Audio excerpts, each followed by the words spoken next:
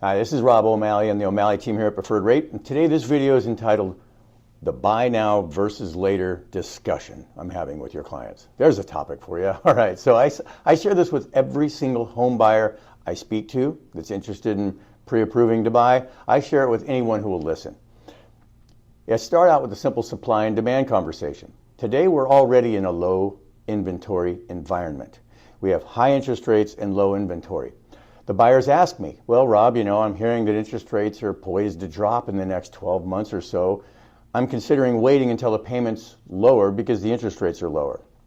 My immediate response is, do not wait. Here's why. Yes, interest rates are higher today. You're going to see interest rates anywhere from the low 6s to the high 7s, depending on the type of loan and the borrower's profile. And all of America is having the same conversation. Most of the buyers are sitting on the sidelines thinking they're going to wait until the rates come down. Well, it's already a competitive environment. So today they're going to get a much better price on a home. How do I know this? Because the National Association of Realtors has already released that we're at a year-to-date 1.7% appreciation for real estate nationally. And we're poised to have a 4 to 6% appreciation over the next 12 to 24 months. So that means we had our equity drop. We had a correction in 2022. In 2021, prices went up 18%. 2022, they came down about 8 to 10%. That wasn't a real estate crash. It was just an equity crash, if you had to call it anything. Now we've hit the trough and we're coming up and out. So again, 1.7% appreciation year to date. Let's just use 5% expected appreciation for the next year. So I tell the clients, you could buy now and get a higher interest rate. By the way, the average interest rate over the last 40 years is 8%. In the 80s, interest rates were 18%. In the 90s, they were anywhere from 13 to 9%. In the 2000s, they came down to 7, 6, and then almost 5%. So here we are. Interest rates being where they are is actually kind of an average, if you will, and it's not as high as it has been by any means. Let's get back to the point. Buy now. Pay maybe $500 more a month in interest rate, because your payment's going to be higher as a result of the higher rate. $500 over the next 12 months, well, that's $6,000. All right? You're going to pay $6,000 over the next 12 months because you have a higher interest rate waiting to refinance. Or you can wait a year for that same $800,000 home to sell at 5% higher. It's going to have an asking price that's at least $40,000 higher than today. And it's going to be a very competitive market. You can bet homes are going to be going $40,000 over ask. So it's going to be more like $80,000 more expensive in a year than it would be today.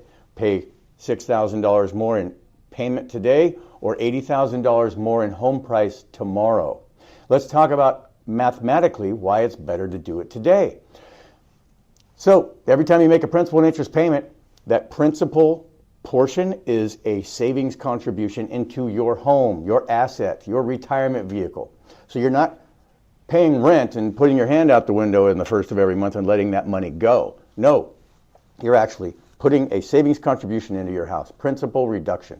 The interest you pay is a dollar for dollar tax deduction. Now, I'm not an accountant, but I just talked to one. It's a dollar for dollar tax deduction for mortgage interest, and then you also get to write off a portion of your real estate taxes at the end of the year. It's a tax deduction consumers do not enjoy when they're not a homeowner. And 5% expected appreciation. So principal paydown, that's a savings contribution. Mortgage interest and property tax deduction, that's less money you'll pay the IRS. And it's just an expected 5% appreciation over the next year. 3 ways you'll make money buying today instead of waiting until tomorrow. I hope this makes sense. This is something I'm sharing with absolutely everyone that will listen. And oh, by the way, why are the economists saying interest rates are going to come down? Because what Chairman Powell is doing has been proven to work over the last 40 years. In the 1980s, Chairman Volcker did the exact same thing. Inflation went up, rates hit 18%. He moved the Fed funds rate up until it stalled out the economy spending, brought inflation down, and brought mortgage rates down. And then Greenspan did it again in the 90s and the early 2000s. Same thing. Rates went up, inflation was high, moved that Fed funds rate up, take money out of the economy, if you will, slow spending, cause a slight recessionary period, watch mortgage rates come down. Powell is doing the same thing today. Hopefully it's not going to be a full year before interest rates come down, but those folks that know a whole lot more than I do are saying interest rates are going to drop, and it's certainly coming, and it's going to be busier than ever. I hope this makes sense. Hope it wasn't too long of a video. Call me with any questions. I'm happy to share this with your clients. 925-418-3956, Rob O'Malley Preferred Rate.